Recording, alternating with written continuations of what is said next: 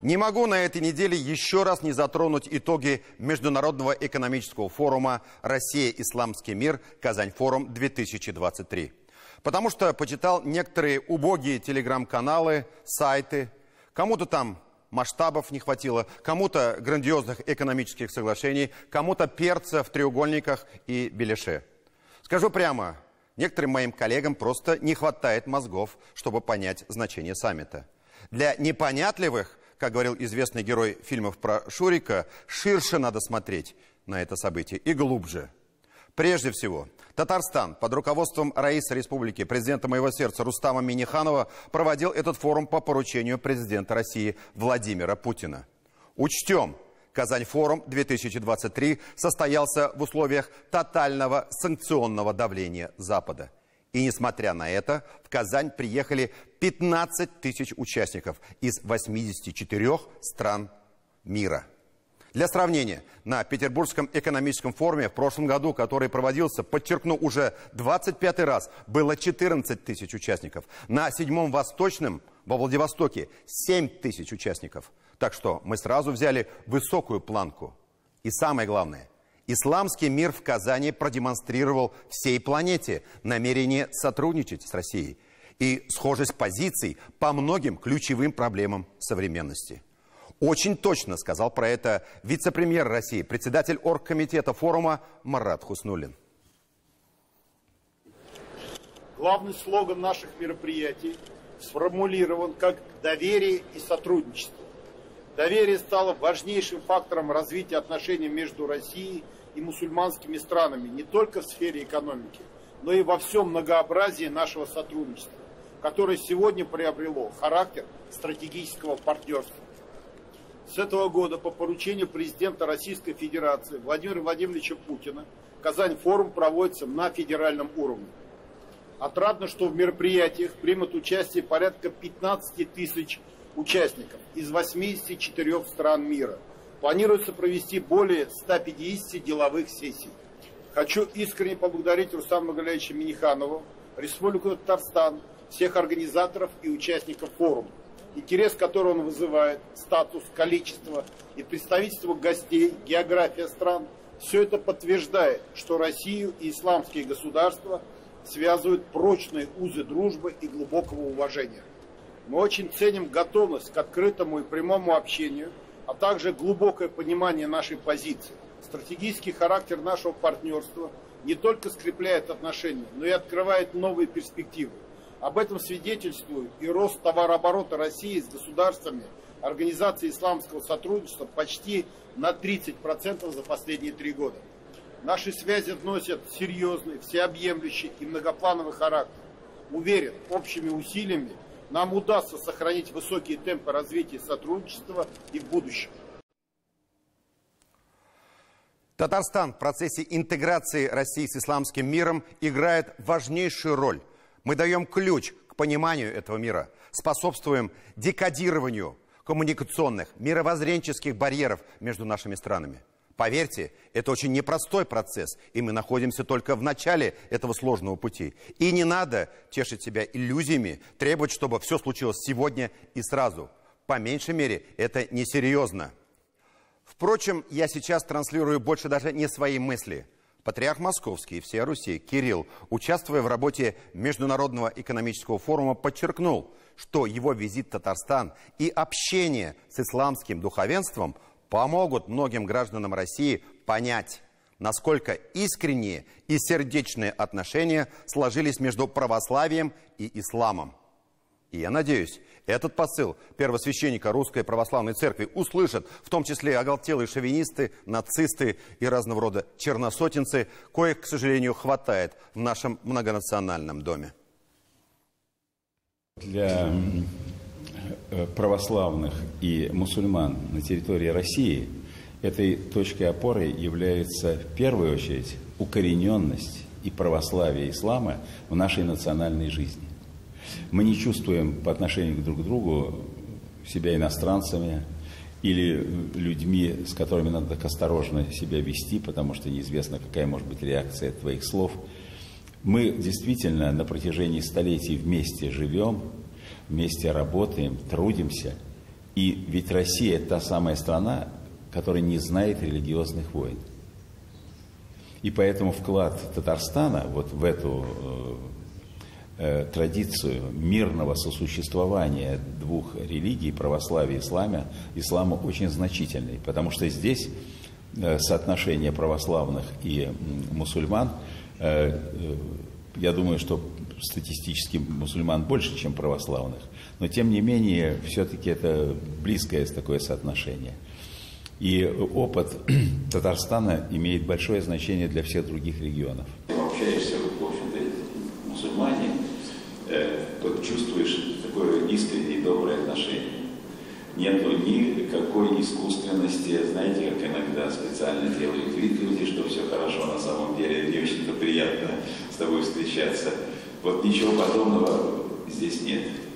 Искренние отношения, и я воспринимаю это не только как отношение к себе, но и к Русской Православной Церкви, а потому считаю, что и визит мой в Татарстан, и взаимодействие, общение с исламским духовенством Татарстана, вот, несомненно, будут помогать очень многим нашим гражданам во всей России понять, насколько искренние и сердечные отношения исторически сложились между православием и исламом, которые сейчас не просто поддерживаются, но развиваются.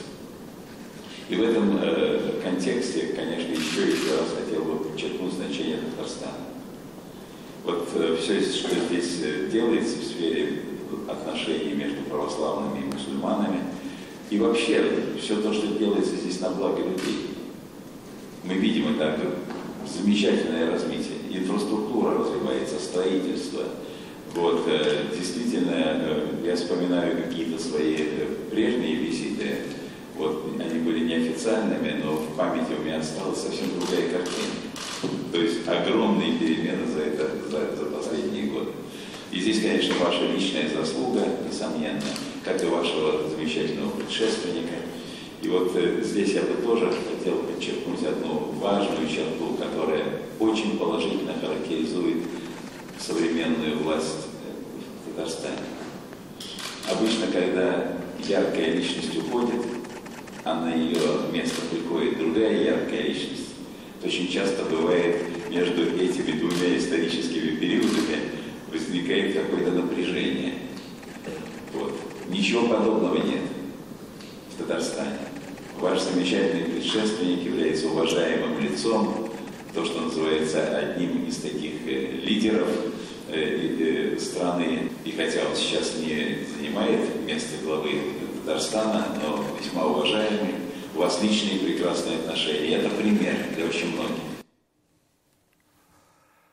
Татарстан действительно пример для многих. Логическим завершением этих важнейших событий стало вручение первому президенту Татарстана, государственному советнику Минтимиру Шаймиеву высшей госнаграды страны – ордена святого апостола Андрея Первозванного. Шаймиев, родом из села Аняково, стал первым татарином, получившим этот орден. Скажу сразу, теперь уже для наших доморощенных националистов, в этой награде, безусловно, есть вполне ясный православный контекст. Но в этом я лично вижу особый сакральный смысл. Напомню, в 2007 году президент Татарстана Шаймиев получил так называемую Нобелевскую премию исламского мира, премию имени короля Фейсала. А на этой неделе орден Андрея Первозванного. Минтимир Шарипович – это символ взаимопонимания и сотрудничества между разными конфессиями и национальностями в нашей стране. Впрочем, лучше об этом сказал президент России Владимир Путин. Огромная заслуга в укреплении российской государственности и федерализма, межнационального согласия в социально-экономическом развитии Татарстана, да и всей России, безусловно, принадлежит Минтимиру Шариповичу Шаймиеву. Сильному, неординарному политику, человеку исключительной мудрости и ответственности. Для меня большая честь вручить вам, уважаемые Валерий Дмитриевич и Минтимир Шарипович, высшую награду Родины – орден святого апостола Андрея Первозванного.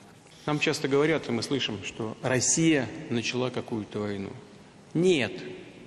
Россия с помощью специальной военной операции пытается прекратить эту войну, которую ведут против нас, против нашего народа, часть которого в силу исторической несправедливости оказались за границами исторического российского государства. Но от этого они не перестали быть нашими людьми. И Россия делает все для того, чтобы защитить их. И, конечно, будет делать для этого все. Благодаря в значительной степени таким людям, которые представлены и здесь, в этом зале. Потому что где бы вы ни работали, чем бы ни занимались, ваша деятельность направлена на укрепление нашего государства. Сейчас Ментимир Шарипович вспоминал и сказал о том, что происходило, как шло становление за последние годы нашей страны, и чего мы добились, стали гораздо более самодостаточными. Без самодостаточности не может быть суверенитета. А самодостаточность достигается на всех направлениях работы. На всех. И в творчестве, и в науке, и в производстве, и, конечно, в ратном деле. Да, сегодня тоже об этом говорили неоднократно. Россия сейчас переживает нелегкие времена. Говорили также о том, что никогда легких и не было. Но все-таки сегодня особый момент нашей мощной консолидации, обострения нашего национального чувства, желание укрепить во что бы то ни стало основы нашей духовности, создать условия в сфере экономики, производства, воспитания наших молодых людей, для того, чтобы обеспечить безусловное будущее нашей страны. И в это вы вносите свой зримый, осязаемый вклад.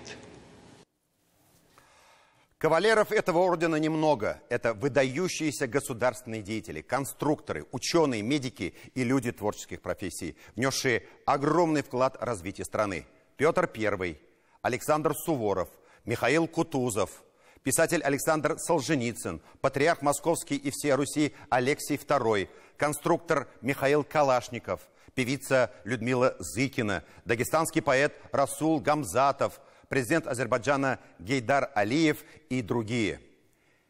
И в этом строю выдающихся людей, вошедших в историю, и наш Ментимир Шаймиев, политик и человек, неординарный лидер, руководитель, организатор, всенародно любимый Бабай. Он и сегодня по-прежнему в строю, много и активно трудится, всего себя отдает для выполнения великой и благородной миссии возрождения наших святынь православного Островграда Свияжска и мусульманского Древнего Болгара.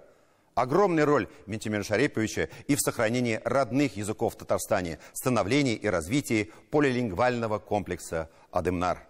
Подробности у Тимура Бекмурзина.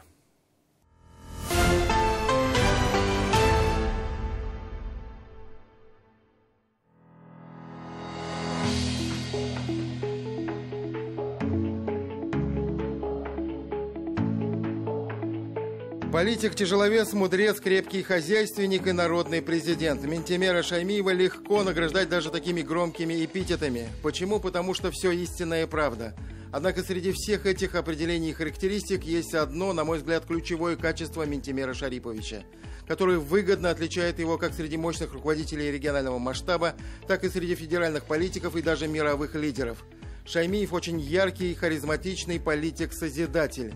В отличие от того же Бориса Ельцина, тоже надо признать лидера незаурядного, но по натуре разрушителя, Ментимир Шаймиев в этой ипостаси ближе к таким политикам и руководителям, как Евгений Примаков, Юрий Лужков и, конечно, Владимир Путин. Каково это созидать, когда приходится и преодолевать, и бороться, и Владимир Путин, и Ментимир Шаймиев знают как никто. Президент России показывает это сегодня в условиях тотальных санкций и внешнего давления, ведя нашу страну к лучшему будущему. Ментимир Шаймиев демонстрировал свои неординарные управленческие навыки на протяжении многих лет, что руководил республикой. И в тяжелейшие 90-е, и в непростые нулевые, и позже. Только национальный лидер такого масштаба, как Шаймиев, мог в разы приумножить политический и экономический потенциал Татарстана, сохранить в республике мир и межнациональное, межконфессиональное согласие. Надо любить людей. Мы не должны иметь права обижаться на наших людей. Они имеют право. И это надо заранее знать, раз ты встал на этот путь. Шаймиев – это человек не татарстанский, это человек всей огромной России, всего Советского Союза в прошлом, но, если хотите, и планетарный, потому что вот то какая сегодня Россия, успешная, великая, мощная, несмотря на эти труднейшие 30 лет после распада Советского Союза, вот в этом наборе этого большого исторического темпа нашей страны огромная личная роль нашего президента первого Шаймиева. Если бы не он, Россия была бы другая. Вот давайте так скажем. Несмотря на разные периоды в жизни большой страны, все годы правления Минтимера Шаймиева, а затем и его преемника Рустама Минниханова для Татарстана проходили в режиме созидания. Крупнейшие и важнейшие проекты в экономике и социальной сфере. Программы ликвидации ветхого жилья и социальной ипотеки, газификации, строительство моста через Каму, Казанского метрополитена, проведение универсиады в Казани, развитие нефтехимии и нефтепереработки. Каждый из этих масштабных проектов достоин отдельного повествования.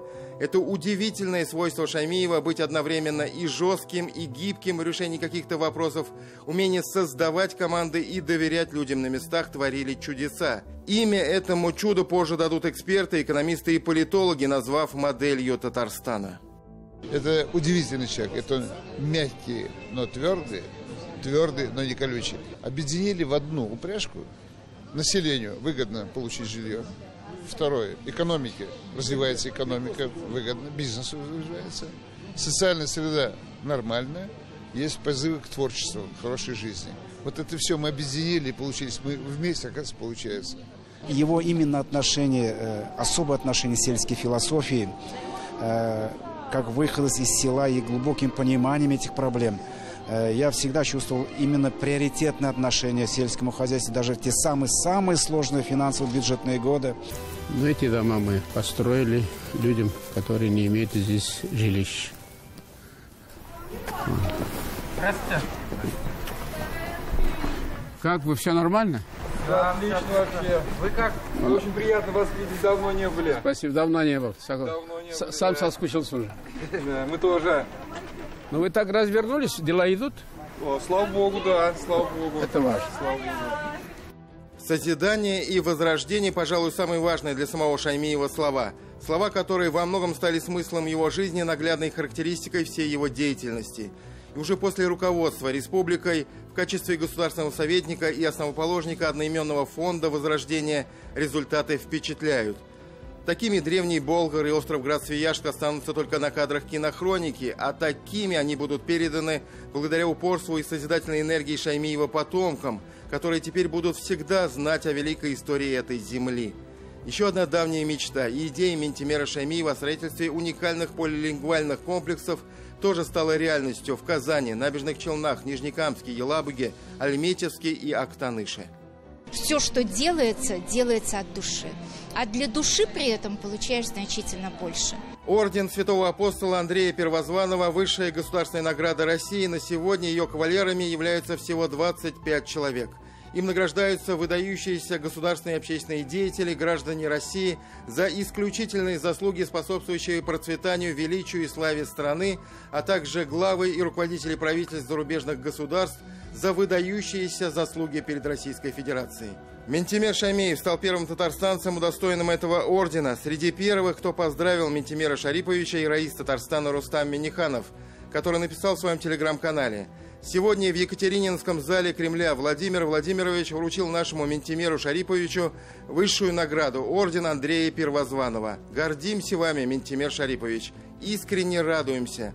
У нас хорошее будущее. Нам надо дорожить тем, что есть, и твердо, проявляя волю, дальше так продолжать.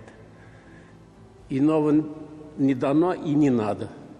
И сколь уж дано, и это преодолено будет уже большим единением нашего народа.